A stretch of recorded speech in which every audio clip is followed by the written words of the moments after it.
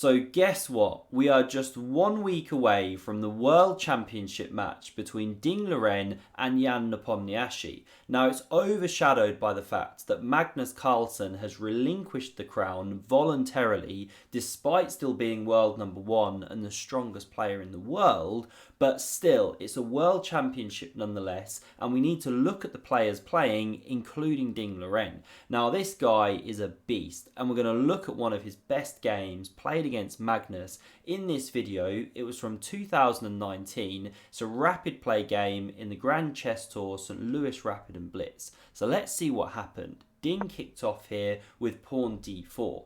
Now Magnus goes knight f6, we see c4, e6, and now so often these top guys don't go knight c3 because they want to avoid bishop b4, the mainline Nimzo-Indian. So knight f3 gets played instead a lot, and now if black goes b6, you're going back down the Queen's Indian lines. But d5 is more common these days. The Queen's Gambit decline variations, we're going back into them. Now Ding develops his knight, and Magnus here plays sharply. So bishop e7, c6, these are the more common solid moves, but bishop b4 is the so-called Ragozin variation, or Ragozin, however you pronounce it, right? And it's very, very sharp, and Ding here responds in the sharpest way. He brings his bishop out. You know, he doesn't go bishop d2, look to break the pin. Now there's some crazy lines from here. I don't want to get bogged down in opening theory. There's a whole load of stuff that goes with pawn to h6. Then you can see g5, knight e4, that kind of stuff. But Magnus takes on c4. This is a whole other line. And now Ding goes e4. He gets the centre since black relinquished control here. And Magnus goes b5. You know, really, really sharp stuff, supporting this pawn.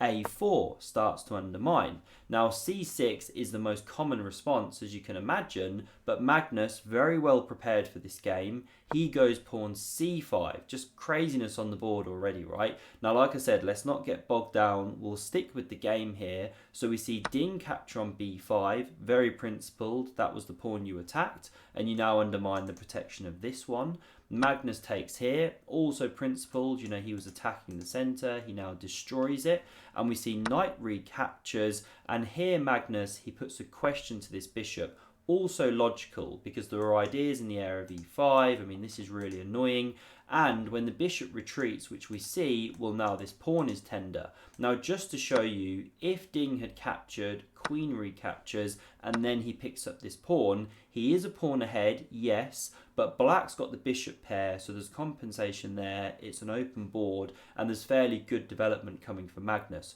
Not that you'd go into this if you don't know what you're doing as black. You know, white's still a little bit for choice when you run it with the engine. But Ding, he drops back with the bishop, prefers to keep that bishop pair, and Magnus gets the chance to now win another pawn. And he pressures the knight on c3, you know, 2 times in combination with the bishop. So the queen covers, also counterattacks the knight. I hope you're keeping up. I know this is kind of a crazy opening, right? But bishop b7 covers that knight now. We see bishop takes on c4 and queen c7 from Magnus. So pressuring that bishop, and here it's defended and counterattacks on the bishop on b4. So here, what does Magnus do?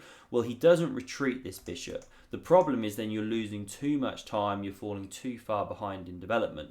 So he takes with check, giving the bishop pair, yes, but this is a weak backwards pawn, and it's a really fascinating strategic battle over that pawn now. So both players castle. We now see this rook coming to c8, pressuring the bishop, and when you run this with the engine, the top move is actually bishop e2, and we'll see why.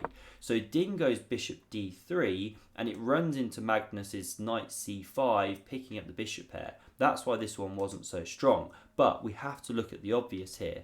Why couldn't Magnus just snap a pawn? Well, there's an amazing tactic in this position. Look at the eval bar, shoot up. Obviously, feel free to pause and look for it. How does white come out on top here? It's not an obvious tactic at all.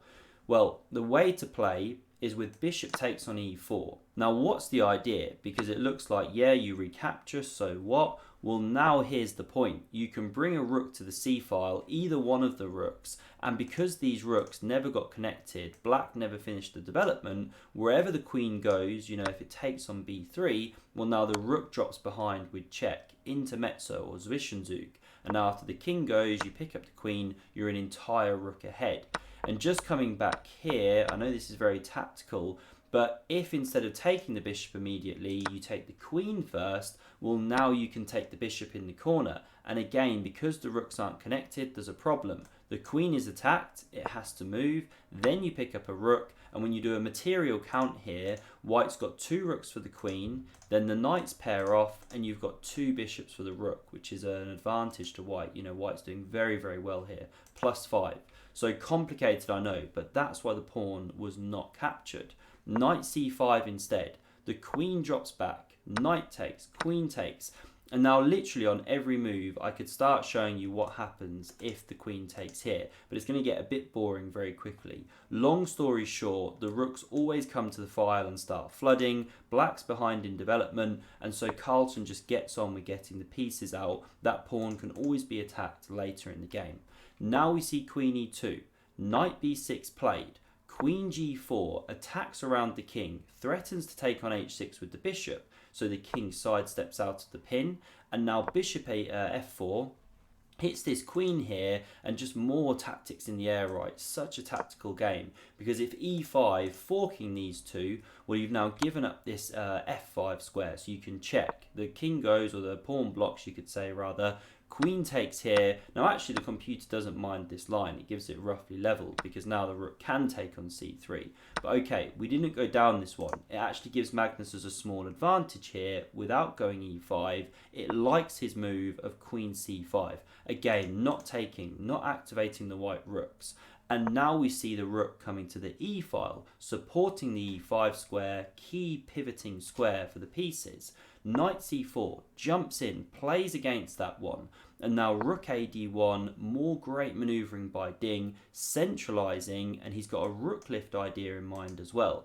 Now Magnus, he's really astute to the danger, because there are some amazing lines here. Like again, if you go e5 trying to fork the pieces, there's these really beautiful lines with knight e6 for example. You threaten mate, and after the knight's captured, you then invade with the rook. Again threaten mate and hit the bishop. This is apparently the best defensive move, and then because this one's attacked, you can take, king takes, you know, the pawn was pinned to the king by the rook, and then I'll pause here, I won't keep going, but there's tons of nice lines. You know, the queen can take here, it can also check from h4, then you can lift the rook to e4 in the g file. Once the bishop drops, sorry, you have to take there first. Very complicated, but just amazing lines. So e5 not played, Magnus goes rook d8, he's tactically astute. He covers that d file, and now rook d3 looks to lift, come here one day maybe, and here Magnus, he just blinks for the first time. His defense has been so good to this point.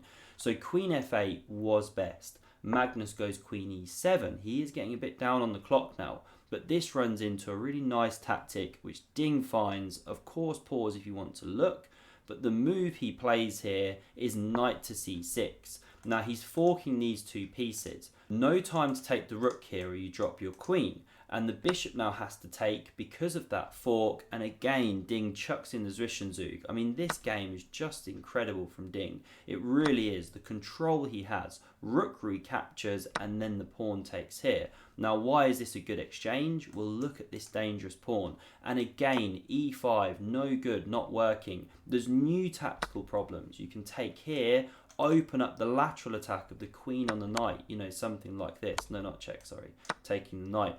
Really nice. So Magnus drops back the knight. You know, he's aware of this stuff.